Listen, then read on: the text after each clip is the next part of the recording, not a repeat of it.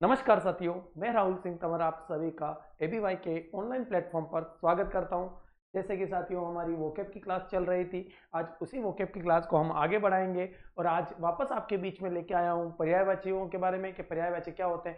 और आज एक नया टॉपिक हमारा जो पारिभाषिक शब्दावली वो भी लेके आया हूँ, और एक हमारा पैरेलल में जो टॉपिक चल रहा था विलोम शब्द वो भी हमारा चलने वाला है साथियों। तो सभी से निवेदन है कि ज़्यादा से ज़्यादा हमारी आज की क्लास से जुड़िए तथा अपनी इस क्लास को ज़्यादा से ज़्यादा शेयर कीजिए साथियों। चलिए साथियों, आज की क्लास हम स्टार्ट करते हैं, लेकिन उससे पहले सभी जनों से निवेदन है कि क्लास से ज़्यादा जुड़िए। चलिए, और हमारा जो ऑनलाइन प्लेटफॉर्म है एबीवाई द न्यू एजुकेशन इरा, इस पर जुड़कर सभी जने अपनी तैयारी को क्या बनाएं, सुदृढ़ बनाएं। चलिए, आज की हमारी सबसे पहला जो टॉपिक है हमारा वो है हमारा पर्यायवाची। क्या है साथियों? पर्यायवाची। अब इन पर्यायवाची के अंतर्गत सबसे पहले जो हम देखने वाले हैं वो देखने वाले हैं कि बहुत इंपॉर्टेंट, मैंने पहले भी कुछ पर्यायवाचियों के बारे में बताया था, आज मैं और भी इंपॉर्टेंट पर्यायवाची लेके आया हूं। और इन पर्यायवाचियों के अंतर्गत हम सबसे पहले देखने वाले हैं कि अंधकार, कहते हैं ना अंधकार, जीवन में अंधकार छा गया। कहते हैं ना अगर गवर्नमेंट जॉब नहीं मिली तो जीवन क्या हो जाएगा, अंधकारमयी हो जाएगा। तो अंधकार का जो पर्यायवाची होगा वो कौन कौन से पर्यायवाची, मैंने पहले भी बताया था, पर्यायवाची यानी एक जैसे, यानी उनका और किन नामों से जाना जा सकता है, किन नामों से जाना जाता है। एक आता है साथियों, एक समानार्थी शब्द भी आते हैं। क्या आते हैं? समानार्थी शब्द, यानी एक ही शब्द को और किन किन नामों से जानते हैं, समानार्थी की तरह ही ये भी पर्यायवाची शब्द कहलाते हैं। तो इनको अलग अलग उपमा, कहते हैं ना उपमा की तरह बात की जाती है, उपमा की तरह बोला जाता है। तो अंधकार का अगर आपसे पूछ ले कि पर्यायवाची क्या होगा, तो सबसे पहले तम। क्या होगा? तम। अंधकार को तम पर्यायवाची में तम। फिर आता है तिमिर, यानी ये सारे अंधकार यानी अंधेरा, अंधेरा जो होता है ना उसी के पर्यायवाची है। तो उसी के पर्यायवाचियों में तम, तिमिर, तमस, ये तो त से बनने वाले यानी त से जो उच्चारित होने वाले हैं वो सारे क्या है? तम, तिमिर, तमस। फिर आता है अंधेरा, कहते हैं ना अंधकार से अंधेरा, ये भी इसका पर्यायवाची हो जाएगा। फिर आता है अंधियारा, फिर आता है अंधियारा। तो अंधेरा और अंधियारा ये अस वर्ण से बनने वाले हैं। नेक्स्ट आता है हमारा द्वांत। क्या आता है? द्वांत। द्वांत भी किसका पर्यायवाची है? अंधकार का पर्यायवाची है, यानी अंधेर का अर्थ होता है द्वांत। फिर आता है तमिश्र, और ये सबसे ज्यादा बार एग्जाम में पूछा गया है, तमिश्र और तमेस। तमस जो है, तमस और तमिश्र ये दोनों सबसे ज्यादा एग्जाम में पूछे गए हैं। और ये द्वांत जो है, ये द्वांत आपका नया है, आने वाले एग्जामों में अंधकार का अगर पर्यायवाची आपसे पूछ ले तो द्वांत बहुत जरूरी याद रख लेना। बाकी तमिश्र, तमस, तम, तिमिर ये तो सबसे ज्यादा बार एग्जाम में क्या हुए हैं साथियों, आए हैं। चलिए, नेक्स्ट आता है आपका अपमान। कहते हैं ना कि किसी का अपमान कर देना, का अपमान नहीं करना चाहिए, जीवन में सब कुछ कर लो लेकिन किसी का अपमान नहीं करना चाहिए। तो बिल्कुल अपमान, अपमान का जो पर्यायवाची होगा वो एक तो होगा अनादर। क्या करना? अनादर करना, किसी व्यक्ति का अनादर कर दिया तो अनादर। दूसरा है अवज्ञा। क्या हो जाएगा? अनादर, अवज्ञा।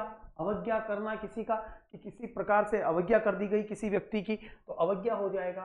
फिर होगा अवहेलना, यानी उसकी अवहेलना कर दी गई, यानी उसको सत्कार नहीं दिया गया तो अवहेलना हो जाएगा। नेक्स्ट आएगा अवमान। क्या आ जाएगा? अवमान। अवमान कर दिया, अवमान करना, ये भी किसका? अपमान का पर्यायवाची होगा। नेक्स्ट आएगा तिरस्कार। कहते हैं ना इसको तो तिरस्कृत कर दिया, तिरस्कार कर दिया, इसको तो त्याग दिया, अपमान कर दिया, इसका तिरस्कार किया गया। जैसे आप लोगों ने देखा होगा कि प्रजापति दक्ष जो थे उन्होंने भगवान शिव का क्या कर दिया था? तिरस्कार कर दिया था। तिरस्कार का मतलब उनको छोड़ दिया था कि तुम दूर रहो, अपमान कर दिया था कि तुम्हें मैं यज्ञ में नहीं बुलाता हूं, यही पुरानी बात है साथियों। तो वो तिरस्कार हो गया। फिर आता है निराधार। निराधार करना, तो अपमान का पर्यायवाची निराधार भी हो।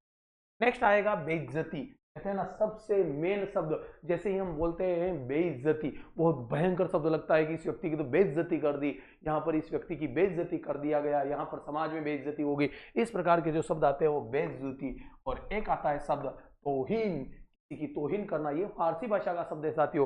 फारसी भाषा में कहा जाता है कि पहले जो मुगल शासक वगैरह जो आते थे, या मुगल थे, या उससे पहले जितने भी अफगानी शासक थे, वो इस तरह के शब्दों का प्रयोग करते थे जिसमें थोड़ा सा शब्दों के अंदर उच्चारण करने में क्या देना पड़ता था?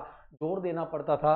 तो वो तौहीन, कि इसकी हमारी तौहीन कर दी, क्या कर दी? हमारी तौहीन कर दी। तो इस प्रकार के शब्द हो जाएंगे। नेक्स्ट आता है आपका अश्व। आपका जो अश्व है, अश्व को हम सब जने जानते हैं कि अश्व को पर्यायवाची, अश्व को हम घोड़ा भी कहते हैं। हमारा जो घोड़ा होता है के बारे में हम जानकारी ले रहे हैं। तो अश्व जो है, इस अश्व का पर्यायवाची होता है सबसे पहला घोड़ा, पहले ही आ गया, अश्व को घोड़ा कहा जाता है। अश्व का पर्यायवाची है, इसे है भी कहा जाता है, इसे हरि भी कहा जाता है। क्या कहते हैं इसे? है, हरि आदि नामों से जानते हैं। इसे गोटक कहा जाता है। क्या कहा जाता है? गोटक के नाम से भी इसे जाना जाता है। फिर आता है इसे बाजी कहा जाता है। क्या कहा जाता है? बाजी कहा जाता है। इसे सैंधव कहा जाता है। क्या कहा जाता है? इसे सैंधव कहा जाता है। इसे तुरंग कहा जाता है। क्या कहते हैं घोड़ा को? तुरंग भी कहते हैं, सैंधव कहते हैं, तुरंग कहते हैं, इसे तुरगम कहते हैं। क्या कहते हैं? तुरंग, तुरगम कहा जाता है। किसको? अश्व को या घोड़े का। ये सभी क्या हो जाएंगे? पर्यायवाची हो जाएंगे। इन सभी नामों से जाना, ये बहुत बार आया गया है। गोटक बहुत बार आया है, एक तुरंग और तुरगम, ये बहुत बार एग्जामों में पूछे गए हैं साथियों। आपके आने वाले एग्जामों में देख के चलिएगा साथियों।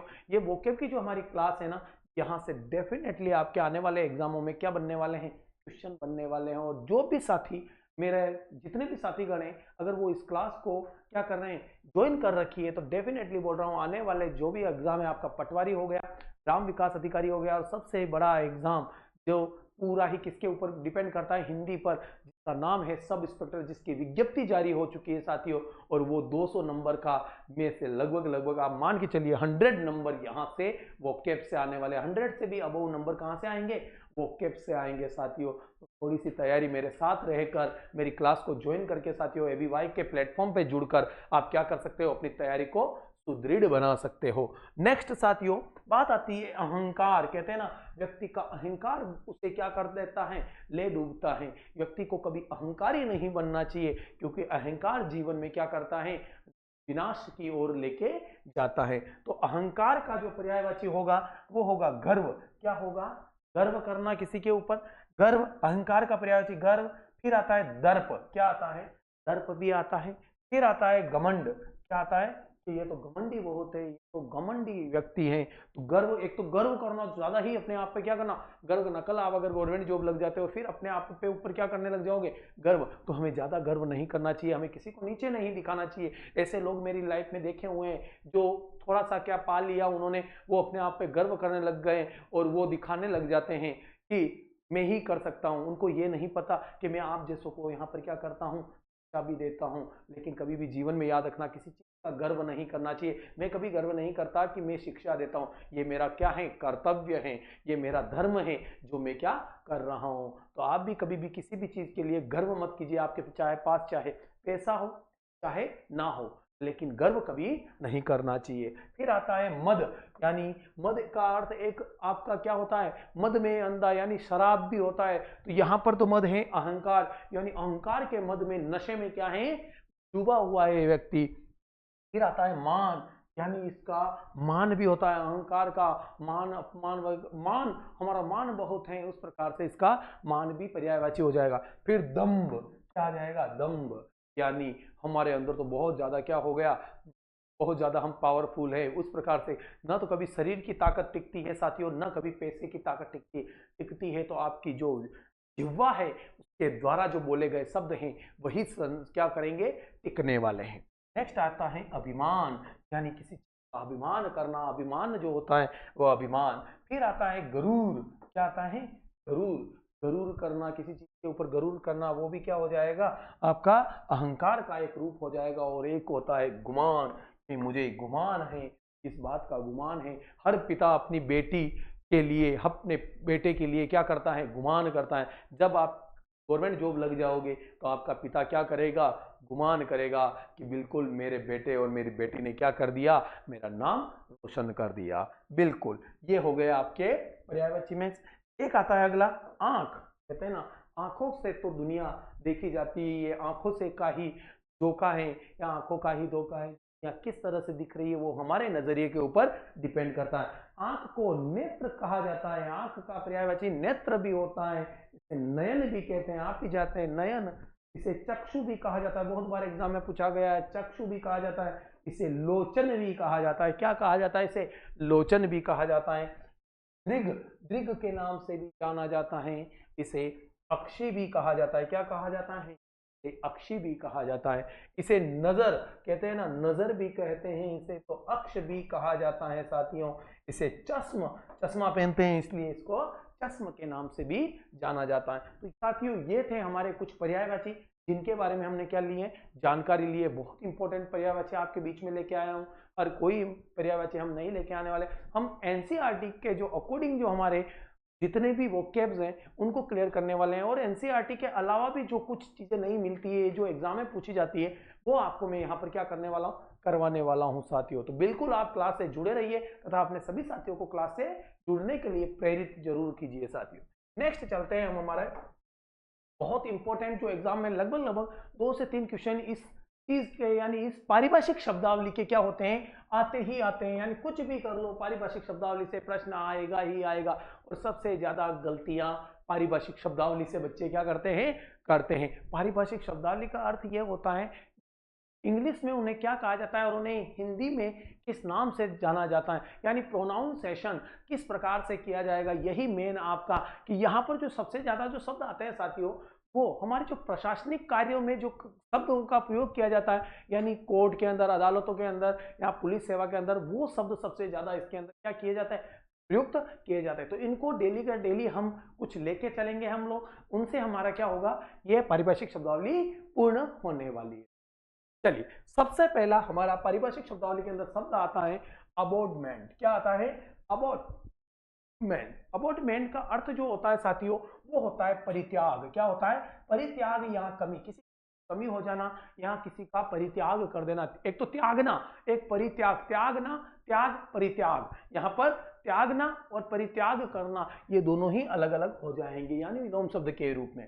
फिर आता है बैड कंडक्ट। क्या कहते हैं, बैड कंडक्ट। बैड कंडक्ट का जो अर्थ होता है वो होता है दुराचरण। ये आचरण जो है इसके दुराचरण है, यानी बुरे आचरण है। तो ये किसका, बैड कंडक्ट का क्या हो जाएगा,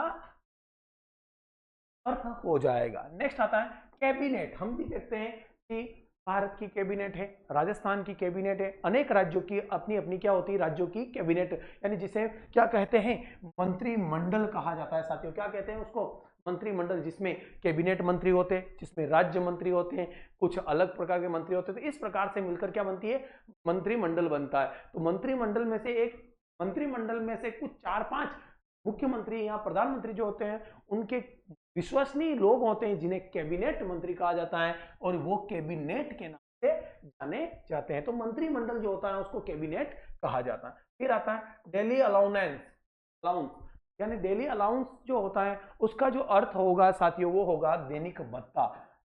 यानी दैनिक भत्ता यानी आप कहीं जा रहे हैं उसके लिए आपको जो खर्चे पानी का जो पैसा मिलता है, दैनिक भत्ता जो मिलता है, उसको कहा जाता है daily announce.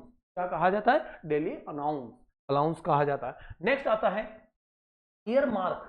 Year mark, year mark यानी ये शब्द ऐसे हैं साथियों कि आप लोगों को लगेगा ये क्या होता है, हिंदी में इनको क्या कहा जाता है। तो ईयर मार्क को कहा जाता है चिन्हित, इसको चिन्हित करने वाला जो वाक्य होता है उसे ईयर मार्क कहते हैं। ये कहते हैं ना, ये इस तरह से चिन्हित करना, इस तरह से चिन्हित करना, इसे ईयर मार्क कहा जाता है। फिर आता है फेयर कॉपी। क्या होता है, फेयर कॉपी। फेयर कॉपी यानी स्वच्छ प्रति, यानी फेयर कॉपी यानी स्वच्छ प्रति, यानी एक साफ सुथरी जो क्या होती है, प्रिंट होती है, इसे फेयर कॉपी कहा जाता है साथियों। फिर आता है गजट। क्या आता है, गजट। गजट यानी राजपत्र, यानी राजा के द्वारा, यानी हमारे जो राजपत्र किसे कहते हैं, मुख्यमंत्री के द्वारा कोई आदेश निकाला गया वो राजपत्र के नाम से जाना जाएगा, उसे गजट, गजट को राजपत्र कहा जाता है। फिर आता है हैबिचुअल यानी अभ्यासिक, स्वाभाविक इसका हो जाएगा। हैबिचुअल यानी स्वाभाविक, यहाँ आपका अभ्यासिक, अभ्यासिक तरह से बात करना या स्वाभाविक रूप से बात करना, ये इसका हो जाएगा। फिर आता है आइडेंटिफाई। आइडेंटिटी का क्या हो जाएगा साथियों, परिचय या पहचान। कहते हैं ना, इसका परिचय या इसका पहचान क्या है, तो वो आइडेंटिटी हो जाएगा। फिर आता है आपका कौन सा साथियों,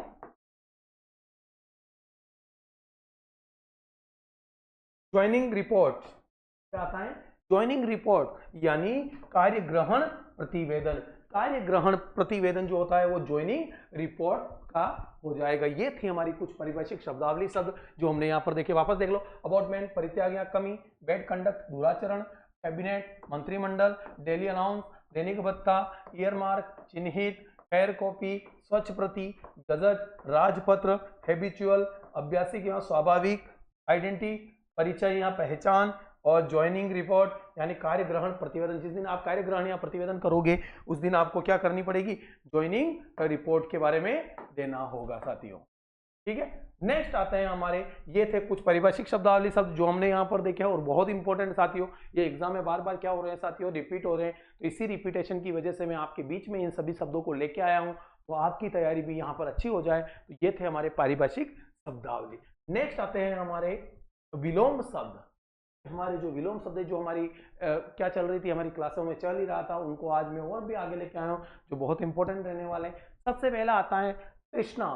तृष्णा का जो विलोम होता है साथियों वो होता है वितृष्णा। क्या होता है, तृष्णा का वितृष्णा हो जाएगा। नेक्स्ट आता है देसी। देसी का होता है साथियों परदेसी। देसी का विलोम जो होता है ना परदेसी होता है, और अपन क्या कर देंगे, देसी का विदेशी कर देंगे। क्या कर देंगे, देसी का विदेशी कर देंगे। विदेशी नहीं होता है, परदेसी होता है, दूसरे देश का होता है। देसी यानी अपने देश का, परदेसी यानी दूसरे देश का हो जाएगा। फिर आता है आमिष। आमिष का जो विलोम होता है निरामिष होता है। क्या होता है, निरामिष। तो आमिष का निरामिष होगा साथियों, क्या होगा, आमिष का निरामिष। फिर आता है सार्थक। सार्थक का जो विलोम होगा निरर्थक। ये सार्थक कार्य करना, ये कार्य सार्थक है या नहीं है, निरर्थक, ये कार्य निरर्थक रहेगा। फिर आते हैं सुरीति। सुरीति का जो विलोम होगा साथियों कुरीति होगा। क्या होगा, सुरीति का विलोम कुरीति हो जाएगा। फिर आता है अवर। अवर का जो विलोम होता है साथियों वो होता है प्रवर। ये प्रवर करना, प्रवर की तरह, प्रवृत्ति कैसी है, वो प्रवर तरह की बात हो जाएगी। फिर आता है सुबोध। सुबोध यानी अच्छा, दुर्बोध यानी बुरा हो जाएगा, दुर्बोध। फिर आता है संपन्नता। संपन्नता का विलोम होगा विपन्नता। क्या होगा, संपन्नता का विलोम विपन्नता हो जाएगा। नेक्स्ट आता है उपसर्ग। हमें पता ही है उपसर्ग का सबसे ज्यादा लड़के जो करेंगे ना, उपसर्ग का प्रत्यय कर देंगे। क्या कर देंगे, प्रत्यय उल्टा कर देंगे। प्रत्यय नहीं होता उपसर्ग का, क्या होता है, परसर्ग होता है। क्या होता है, परसर्ग होता है। विभव। देखो उपसर्ग में और परसर्ग में अंतर क्या होता है, उपसर्ग जो होता है वो शब्द के साथ में जुड़ा हुआ रहता है, और परसर्ग जो रहता है शब्द के बाद में उसका प्रयोग किया जाता है। वो परसर्ग बाद में जुड़ता है, साथ में नहीं जुड़ता है शब्द के। विभव। विभव का होगा पराभव। क्या होगा, विभव का पराभव हो जाएगा। फिर आता है स्वार्थ। स्वार्थ का जो विलोम शब्द होगा वो होगा परार्थ। क्या हो जाएगा, स्वार्थ का परार्थ हो जाएगा। फिर आएगा सबल। सबल का जो विलोम होगा वो दुर्बल। सबल यानी क्या हो जाएगा, ताकतवर। दुर्बल यानी कमजोर हो जाएगा।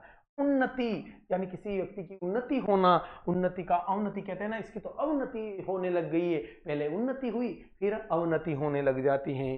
फिर आता है आविर्भाव। आविर्भाव का ना, आविर्भाव का जो विलोम होगा साथियों वो होगा तिरोभाव। क्या हो जाएगा, तिरोभाव। तो आविर्भाव का विलोम तिरोभाव हो जाएगा। फिर आता है आविर्भूत। आविर्भूत का जो विलोम है साथियों वो होता है तिरोभूत। तो आविर्भूत का विलोम आपसे पूछ ले तो तिरोभूत हो जाएगा। वापस देख लो, तृष्णा, वितृष्णा, देसी, परदेसी, आमिष, निरामिष, सार्थक, निरर्थक, सुरीति, कुरीति, आवर, प्रवर, सुबोध, दुर्बोध, संपन्नता, विपन्नता, सर्ग, परसर्ग, विभव, पराभव, स्वार्थ, परार्थ, सबल, दुर्बल, उन्नति, अवनति, आविर्भाव, तिरोभाव और आविर्भूत, तिरोभूत। ये थे हमारे कुछ प्रमुख विलोम शब्द जिनके बारे में हमने क्या लिए साथियों, जानकारी ली। तो साथियों आज की हमारी ये क्लास आप सभी को कैसी लगी हमें कमेंट्स करके जरूर बताइएगा, और सभी साथियों तक तो आज की क्लास को पहुंचाइएगा, और हमारे टेलीग्राम चैनल से भी आप जुड़ जाइए जहां पर आपको इसकी पीपीटी मिल जाएगी जो आपके लिए क्या रहने वाली है, बहुत इंपॉर्टेंट रहने वाली है। तो साथियों आप कमेंट्स करके बताइएगा आज की क्लास कैसी रही और आपको कैसी लगी। तो इसी के साथ में साथियों आज की क्लास से मैं आप सभी से विदा लेना चाहूंगा। जय हिंद, जय भारत।